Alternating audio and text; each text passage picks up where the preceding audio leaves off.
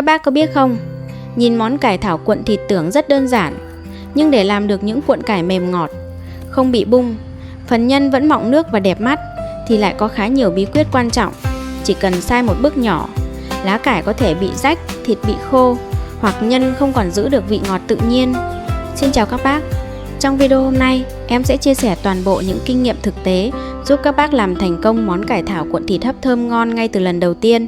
Nguyên liệu cho món này khá đơn giản.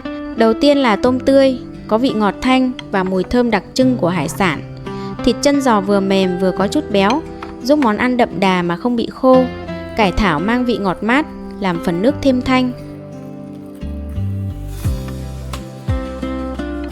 Nấm tạo mùi thơm và vị ngọt tự nhiên. Cà rốt bổ sung vị ngọt dịu cùng màu sắc bắt mắt, còn hành giúp hương thơm của món ăn trọn vẹn hơn. Khi kết hợp lại, các nguyên liệu tạo nên hương vị ngọt thanh, thơm, béo vừa phải và rất hài hòa. Trước tiên, mình làm sạch từng con tôm, bóc bỏ vỏ và lấy phần chỉ đen ở lưng. Đây là phần dễ làm tôm có mùi tanh nên mọi người cần kiểm tra kỹ. Khi sơ chế nên nhẹ tay để thân tôm vẫn còn nguyên. Mình giữ nguyên con thay vì băm nhỏ. Như vậy sau khi hấp tôm vẫn mọng, ngọt và tạo được màu sắc nổi bật bên trong cuộn cải.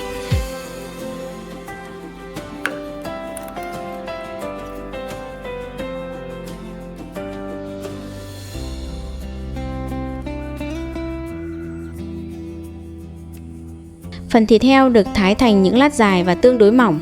Miếng thịt mỏng sẽ nhanh chín, mềm hơn và dễ nằm gọn trong lá cải. Cố gắng thái các miếng có kích thước gần bằng nhau để tất cả các cuộn chín đều. Nếu thịt quá dày, cải và tôm có thể đã chín nhưng phần thịt ở giữa vẫn chưa đạt.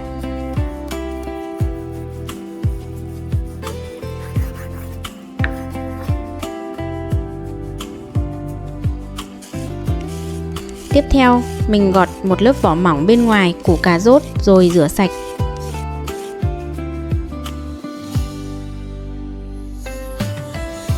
Sau đó, cà rốt được cắt thành từng khúc, thái dọc rồi cắt thành những thanh dài vừa phải. Không nên cắt quá to vì cà rốt sẽ lâu chín, nhưng cũng không thái quá nhỏ vì sau khi hấp sẽ mềm và mất độ giòn.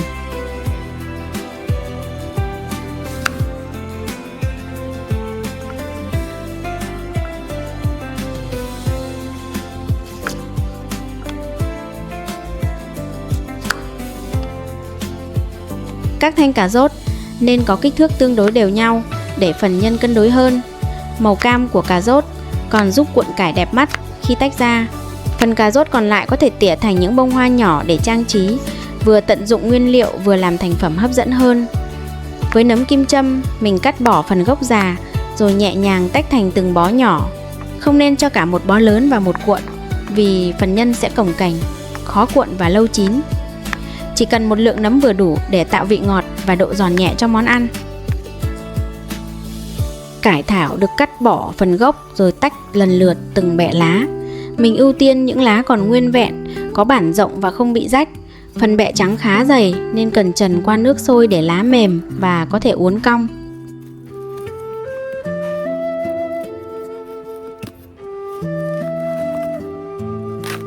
Sau đó cắt lá cải thảo làm đôi. Khi nước đã sôi, mình cho cải thảo vào trần. Dùng đũa nhấn phần bẹ trắng xuống nước trước vì đây là phần dày và lâu mềm hơn. Phần lá xanh mỏng nên chỉ cần tiếp xúc với nước nóng trong thời gian ngắn. Chỉ trần đến khi bẹ cải vừa mềm, có thể gập lại mà không bị gãy là được. Không nên luộc chín hoàn toàn vì sau đó cải còn được hấp thêm. Trần quá lâu sẽ làm lá nhũn, dễ rách, mất vị ngọt và màu sắc cũng không còn đẹp.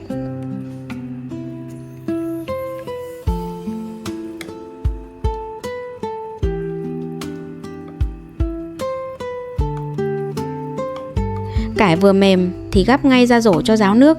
Lá còn quá ướt sẽ trơn, khó cuộn và làm phần nhân bị nhạt. Khi xếp cải ra rổ nên trải tương đối phẳng, tránh vò hoặc ép mạnh vì lúc này lá đã mềm và rất dễ rách. Phần hành lá cũng được trần nhanh trong nước nóng. Chỉ cần hành mềm, dẻo và có thể uốn cong là vớt ra ngay. Nếu trần quá lâu, cọng hành sẽ nhũn, đổi màu và dễ đứt khi buộc.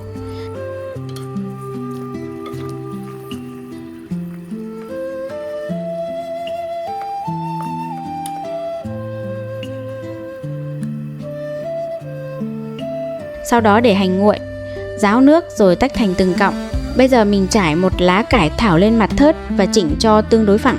Đầu tiên đặt một lát thịt heo vào giữa, tiếp theo là một con tôm, một thanh cà rốt và một phần nấm kim châm.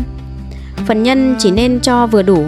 Cho quá nhiều không làm món ăn ngon hơn mà còn khiến lá khó ôm kín, cuộn dễ bung và bên trong lâu chín.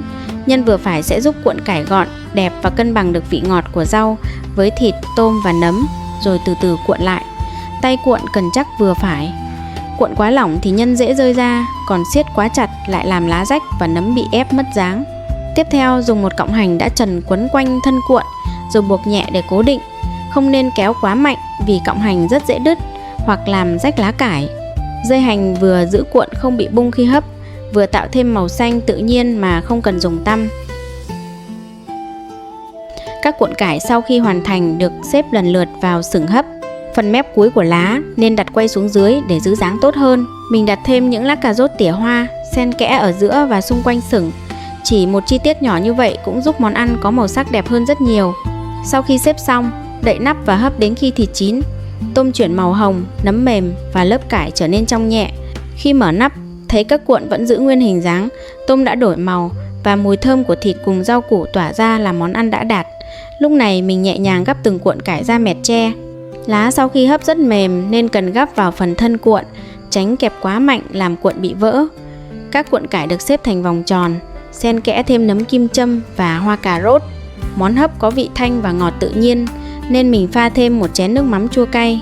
Trước tiên, rót một lượng nước mắm vừa đủ vào chén. Tỏi được băm thật nhỏ để mùi thơm dễ hòa vào nước chấm và khi ăn không gặp những miếng quá lớn.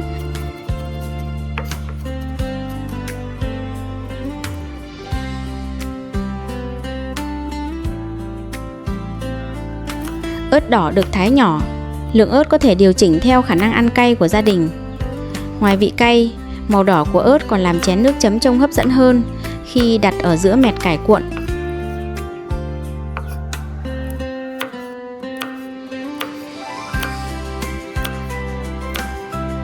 Em thêm một chút đường để làm dịu vị mặn của nước mắm, rồi vắt chanh tạo vị chua thanh.